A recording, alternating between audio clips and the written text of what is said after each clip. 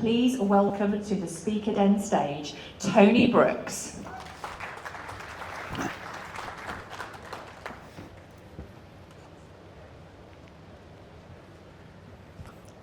Fear is everywhere in our lives, every day. Wonderful people are capable of amazing things. But your survival thinking and fear-based thinking will unfortunately hold you back. Now, I'm like you. I'm still impacted by fear messages every day. But over the years, what I've learned is how to manage that much more effectively. And today, I'm going to be sharing ways to escape what I call the 5 mind traps of survival thinking, so that you can lead yourself and other people beyond the trappings of fear and realise way more of your potential. I'm going to come down and have a walk with you for a bit, actually. It feels quite distant up here. Sometimes, fear's there for good reason. So last year, at the age of 61, I went to Download. Anyone go to Download Festival? There you go, Ricky. So I went to Download Festival with a group of friends for the weekend. And at the age of 61, I decided, when the punk band Bad Nerves came on, that I was going to go and dive into a mosh pit. My 3-day weekend ended on the first day with fractured ribs and a very long recovery. So sometimes our fear messages are there for good reason. As a Gestalt psychotherapist that I know very well said to me when I told her the story, fear's there for good reason. Sometimes it's to stop us doing stupid stuff. Okay? But also, fear can get it completely wrong. I did a TED Talk 2 years ago now, and basically it related to a story when, in 2023, I went to the dentist and I was told I needed to lose a tooth. And he said there was a good chance I was going to lose more teeth. So I went into a complete spiral, fearing the loss of my marriage, my business, my work as a public speaker. Because here's the thing, our survival-based thinking will exaggerate threats, distort danger, and imagine problems that don't even exist. It's what happens to us all on a daily basis, and it's what happened to me that day at the dentist. But what's really going on here then with survival thinking, and how is it impacting us all? We as business people are dealing with the pressures of stress, overwhelm, fear of what's going on across the world, fear for the future. It's an amazing figure, this, but it said that there are around about 18 million days lost each year in the UK through mental health related problems. That's from a recent CIPD report. The problem is that we are very much wired to be more pessimistic in nature, and it's due to our survival thinking.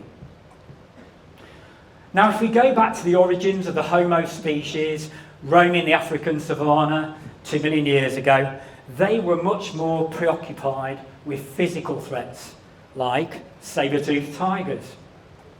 Shameless plug for my book cover there. But in modern life, our survival-based thinking is more concerned about threats to our ego. It goes inwards and it looks for fallibility, flaws, vulnerability. The problem then is that we often end up not feeling good enough in aspects of life and work.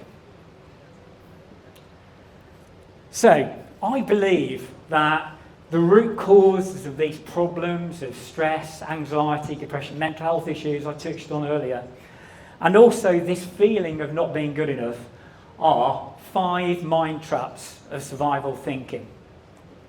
And very briefly, we're going to go into them all now, but that's imposter syndrome, defensive mindset, ego, group behaviour, and finally, negative self-talk. And there's one really important message that I want you to take away today. Many of you will have heard of the phrase, feel the fear and do it anyway. It's not that. it's about understanding the fear first. Because through understanding fear, that is where your personal power comes. That is where you are able to lead yourself beyond the trappings of fear in all aspects in life and work. So let's make a start on the very first mind trap. Now, if anyone's feeling brave this morning, would anyone be willing to own up to feeling that they are challenged by imposter syndrome by a show of hands? Good. We've got a brave audience today. I'm glad to hear that. It's an expression that's been around, you'll be amazed to hear this, but for about 50 years. It actually originated in the 1970s. But I don't know about you, I think it's become much more prevalent the last probably about 3 years. And my view on imposter syndrome is we get concerned about being found out of being a fraud, of not being capable of the position that we find ourselves in, not having the right skills or experience, whatever it might be. Say it can be in actual work life or personal life as well. There's something going on in our head, a radar, that basically is saying fraud alert, fraud alert. But when these feelings of being an imposter take hold, they hold us back. We don't go for promotions or new positions. We don't speak up in meetings. We find that procrastination and perfectionism hold us back. Unfortunately, these feelings of being an imposter mean that our light doesn't shine. So, as with all of these 5 mind traps, what I first want to do is move you through a psychological shift in relation to the 5 mind traps. Now, with this one, here's an important message for all of those brave people who were comfortable putting their hands up earlier. I want you to know that you do not have a syndrome, not a recognised syndrome. The 2 main psychological classification systems, the ICD and the DSM, do not recognise this as a syndrome. So that's an important message straight away. What you actually are experiencing are normal imposter moments. They are human. We all experience those moments when we step up into new positions and we start to doubt whether we are fully capable of fulfilling them. Could even be becoming a parent or whatever it might be. So there you go. First thing straight away, you do not have a syndrome. And as an action to take away, I'd encourage you all to go away and do your own success, skills and strength script. This is basically a log of all the amazing things you've achieved through your life, work and personal life. It's then about the skills that you've acquired through training and qualifications. And then also the strengths that you were either gifted with at birth or that you've developed over time. Not only will it feel great when you do it, but you can use it in other situations. So say, for example, you're going to an interview for a job, or you've got to go to a really important meeting, or you're standing in front of a great bunch of people about to do a presentation or some public speaking. You can read it before and it shifts you into a more positive state. I did a variance of this when I was driving in the car across here to put myself in a good mental state. And to just share you a quick story, and it's a true story. I was called into a business I've worked with for a long time, a couple of years back, and I was asked to work with a woman who had stepped up into a more senior position. So this was just before Christmas, and I said to her, I want you to go away over the festive break and do a script. She came back after the festive break. Now, out of interest, what do you think she might have said when she'd gone through this process, just from around the room? A couple of ideas what she might have said to me when she'd done this script. And the room went deathly quiet. Did she say, wow, that's amazing, I've learned stuff about myself? Katie, I didn't even plant you to say that. She genuinely said, I really didn't realise how far I'd come and how much I'd achieved. You'll all find that, because your survival thinking will be based solely on the things you haven't done yet and the things you get wrong. True story of this as well, genuinely. Within 6 months, unfortunately, she'd moved on to another company in a more senior position, so I wasn't hugely popular with the MD that I'd worked with for a long time. So there's your first one. And because there were so many of you, I'm going to do a bonus action for imposter syndrome. Ooh. Also, work on your gap plan.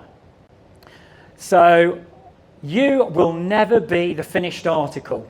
So even if you're in a role now, or you step into a new role, or you're promoted, or you've moved into more of a leadership role, have a look, ideally working with your leader, your manager, at where you are now and where you would like to be or need to be in the future, and then what are the things you need to work on via training, coaching, working with a mentor, whatever it might be. So the way I start my one-to-one work with leaders is to look at where they are currently and what strengths we need to work on and skills we need to work on. So go and do your own gap plan as an action. So we move off from imposter syndrome onto the second mind trap of survival thinking. And this is the protective bubble that we can all put ourselves in to keep ourselves safe. It's our defensive mindset. Now, a defensive mindset can show up in a number of ways. It could be when you are facing a challenge. It could be when you make a mistake, and we all make them. It's a surprise, isn't it? But we all make mistakes. It could be when you get more critical feedback in your role, or just voluntary people give you some critical feedback. Or it could be a new skill that you need to develop or learn. And artificial intelligence would probably be a really great example of that for us all. With all of these, it can put us on the back foot. We go defensive. We put ourselves behind a protective wall. We retreat to keep ourselves safe, but we deny ourselves opportunities to learn and grow. Now, I saw a film a few years back now, and I reckon the younger people in the room definitely won't have seen this. But does anybody recognise that character? Anybody know who that is? Famous actor John Travolta. He was in a film called The Boy in the Plastic Bubble. And this is a true story about people who, when exposed to unfiltered air, risk serious illness. So within his own home, he had to live in protected wall. And if he actually went to school, they developed a spacesuit for him to be able to go to school. Now, why I share this with you is because we all do too much of this. We put ourselves behind protective barriers to keep ourselves safe, but it means that we don't learn and grow as much as we could. So again, with this mind trap, the second one, as per imposter syndrome, first of all, I want you to go through a psychological shift. I want you to know and understand there's a reason why you go defensive when all these things happen, is to keep yourself safe. But actually, real growth is achieved by getting out of your comfort zone, by accepting the fact you'll make mistakes, hit challenges, all of these things. And then it's actually an opportunity for you to learn and grow. So I encourage you as an action to go away from this and actually be more comfortable, like Ricky was talking about, taking risks. Get out there, take risks. Know you're going to make mistakes, know things will go wrong, but you can learn from them, reflect and grow. And a really important action, who out there actually leads people? Yeah, a few of you. Do it for other people as well. And maybe if it's, for your children as well, if it's in your personal life. But enable other people, when you see them going defensive, to do something about this. I'm working with a leader at the minute, and she had some problems with someone in her team that wasn't very good at taking feedback. So we worked on this in terms of expressing her intentions as to why she was giving feedback, so he understood more that it wasn't a threat. And it's been a positive evolutionary journey for him to get better at receiving feedback. By continually doing it and explaining the intention, he's got himself into a place where he's more receptive to the feedback. He welcomes it, he knows he can learn from it, and he knows he can grow. So for those of you leading others, and for everybody, if you see somebody going defensive, do your best to help them get out of that and not feel threatened. For the third mind trap, we're going to be looking at ego. Now, As I mentioned earlier on, our survival instinct wants to keep us safe, but often in modern life, it wants to protect our ego. The problem with ego is that it wants to keep us separate. It wants us to be important. It wants us to be better than others. And in the most deluded cases, it just gives us an overinflated view of how amazing and important we are. And we see some pretty horrendous examples of that as we go around the globe at the minute.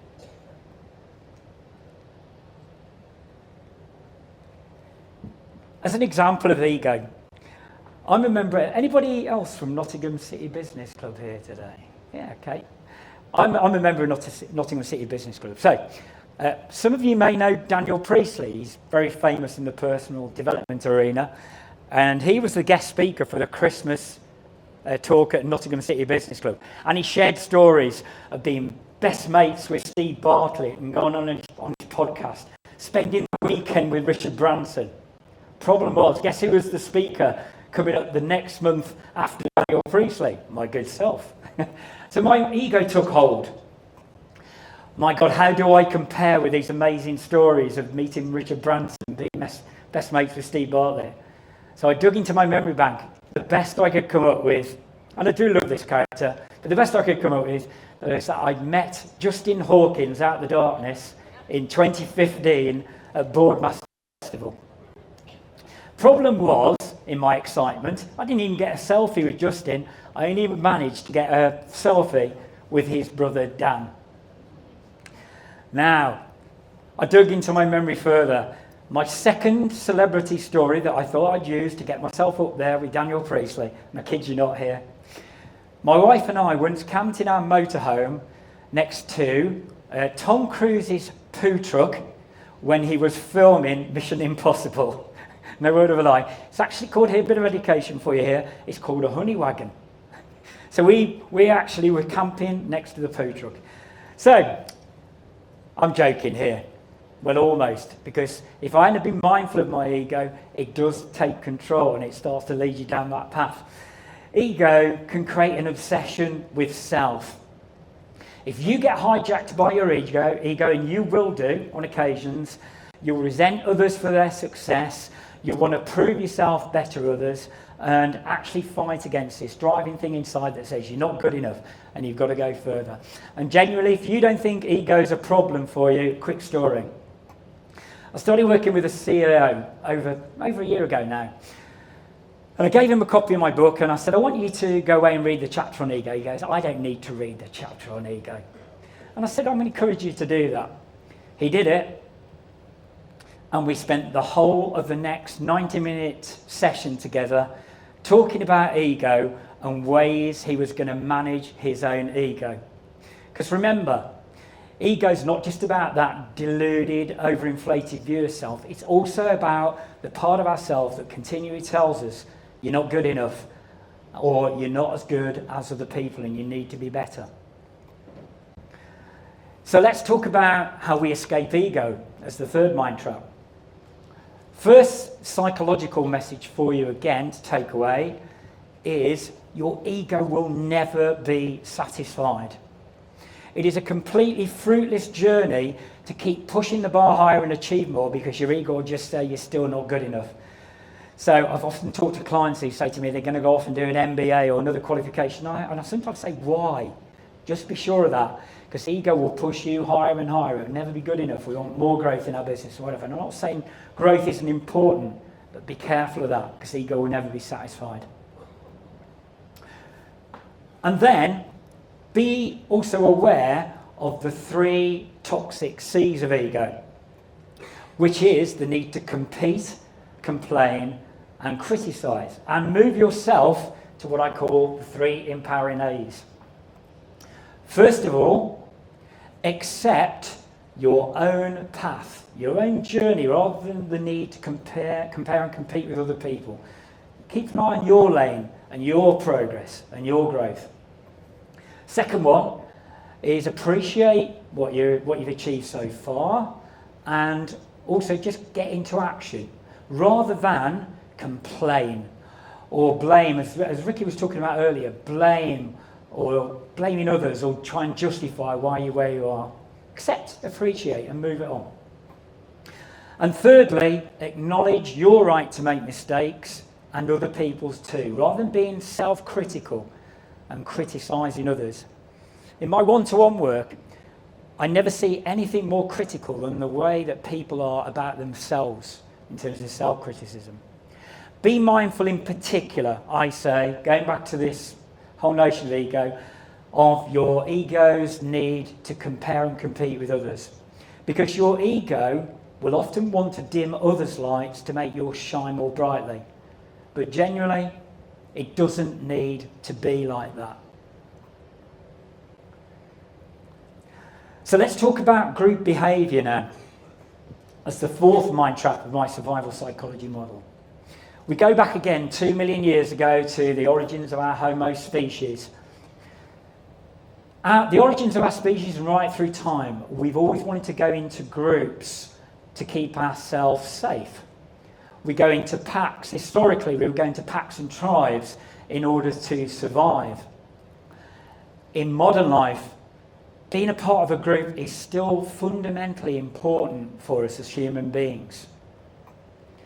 It's good to understand this because the behaviour of people can be influenced in positive ways but also destructive ways when we go into group behaviour. And just out of interest, in modern life, what do you think are some examples of groups that you are part of?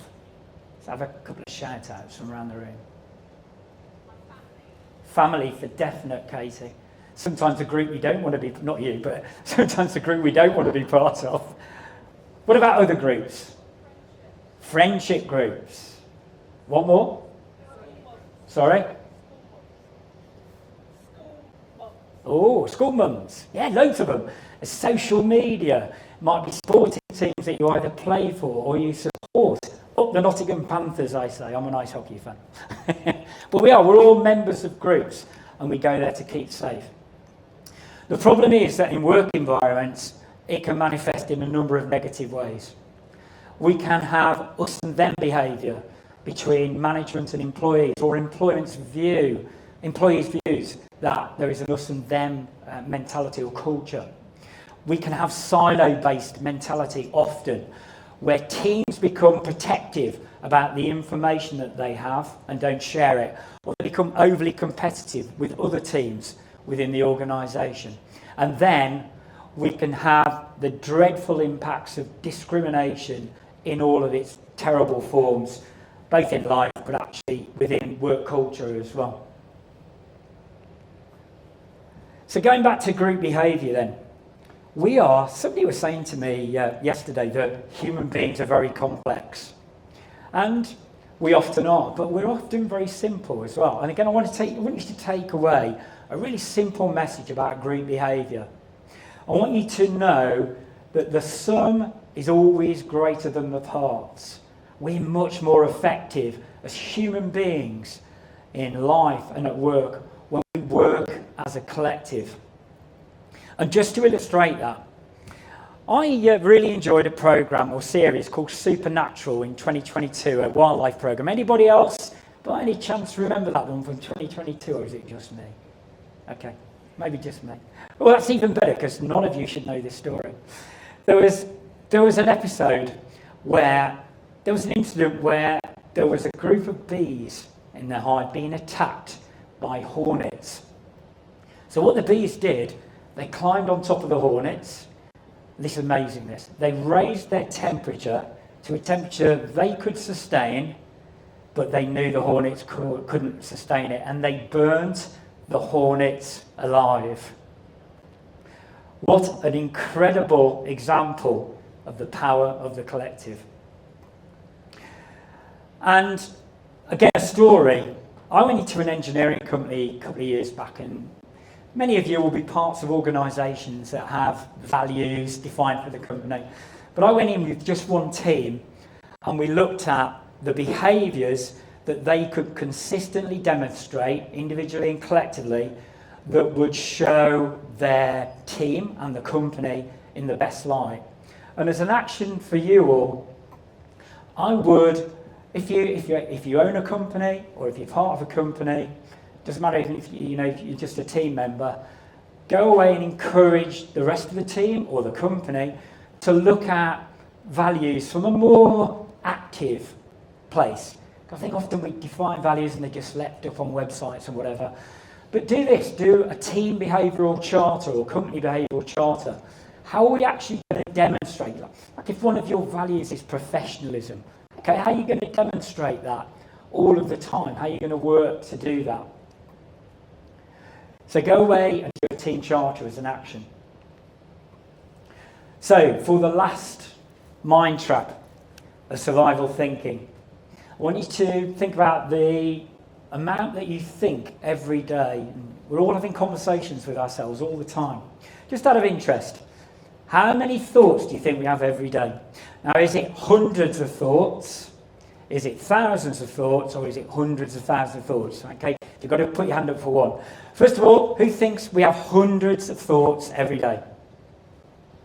Good. Who thinks we have thousands of thoughts every day? And who thinks we have hundreds of thousands of thoughts every day? Hey, okay, brilliant. Well, different views on this. There was a piece of research done in 2020 with 184 participants that found that we have an average 6,000 thoughts every day. But I've seen other research pushing it as high as 50,000. One thing's for sure, we have thousands of thoughts every day, always thinking. The problem is that this is often destructive. We have what are called ants, not the creatures running around your houses in the summer, but automatic negative thoughts. As I've mentioned a number of times, we are wired very much to think more negatively in nature and more pessimistically in nature. It's part of our survival instinct. Martin Seligman, who's the father of the positive psychology movement, talked about 4 ways in which we can go pessimistic. Just be mindful of these, because we can all do it. We think that when a problem happens, it's going to happen forever. It's all going to persist over time, rather than thinking there'll be an end to it. We think that it isn't localised. It's not just a problem in this area. It affects everything. So it's a problem at work, and we start letting it infect problems outside of work, however. Rather than localising a problem, just keeping it compartmentalised, we believe it's all our fault, rather than understanding there might be external factors, rather than blaming ourselves for it all. And then importantly, we feel we can't do anything about it. So notice that when it's happening, when you're going into more pessimistic ways of thinking, those 4 ways, it's best to shift yourself to the other side. On a more positive note, anybody heard the term neuroplasticity out there? Right, yeah, brilliant. So the School of Neuroscience is wonderful, and neuroplasticity is a great concept because it's now recognised we can rewire our neurology right into old age. 12 years ago, I started writing down at least 5 good things about the day, every day. The reason I was doing that was an attempt to rewire my neurology to make me a more optimistic person and have a more positive outlook. And as I encourage all my clients and people I meet, I'd encourage you to do that, because your survival instinct will be more concerned about the things that have gone wrong and haven't been done. So neuroplasticity. So how do we take greater control of these thousands of thoughts that we're having every day? I want you to know, first of all, and this is probably the most important learning in my whole life, we can observe our own thinking. We can raise above our own thinking, and then we can choose whether we go with our thoughts or we decide to take a different perspective or a different way through things. Just for a moment, I'm just going to give you 30 seconds. We want you to pause quietly and see what thoughts come into your mind.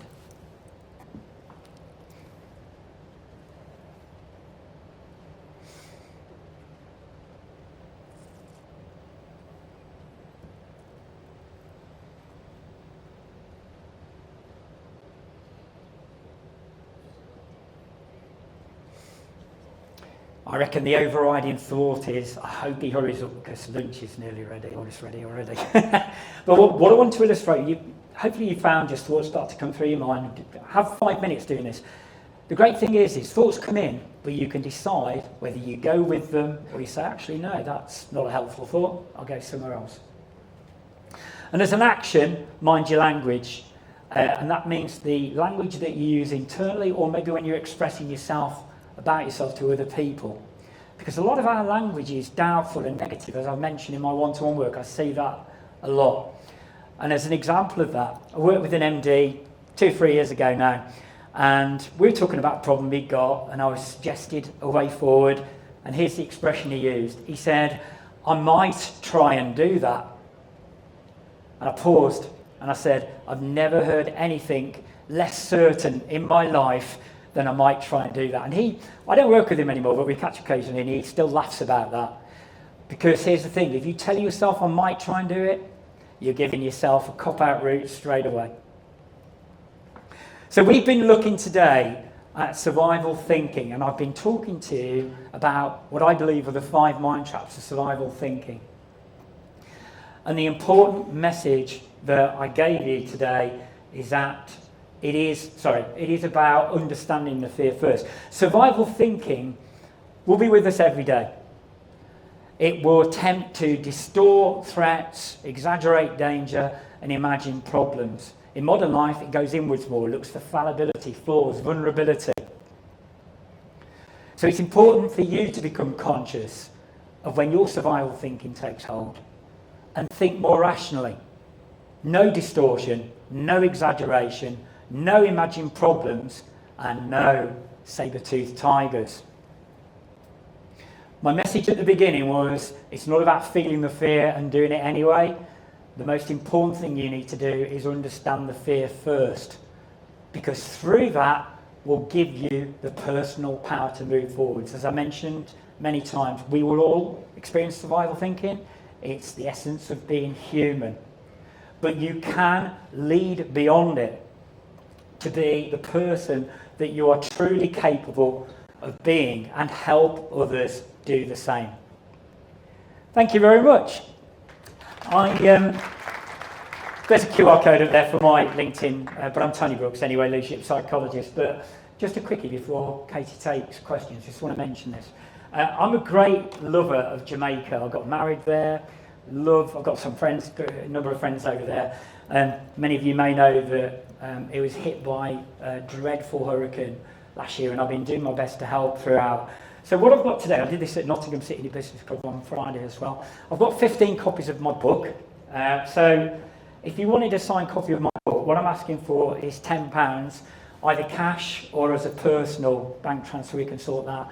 And the money will go to the Jamaica Relief Fund. So I wanted to, it'd be great if people were interested in getting a copy of the book, but I wanted to do something positive to help a country that is way less fortunate than we are. So I just wanted to mention that before we go to questions. Thank you, Tony. Give it up for Tony Brooks.